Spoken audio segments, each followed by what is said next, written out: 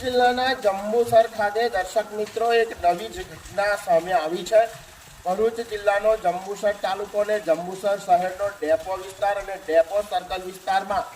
તમે આ વિડીયોમાં જોશો તો તમને ખબર પડશે કે રોડ પર મરઘીના ઈંડા જોવા મળી રહ્યા છે। આ ઈંડા જે જોવા મળી રહ્યા છે એ ખાનપુર દેહથી એક ભાઈ જેને કહી શકાય કે ઈંડાનો ટેમ્પો ભરી અને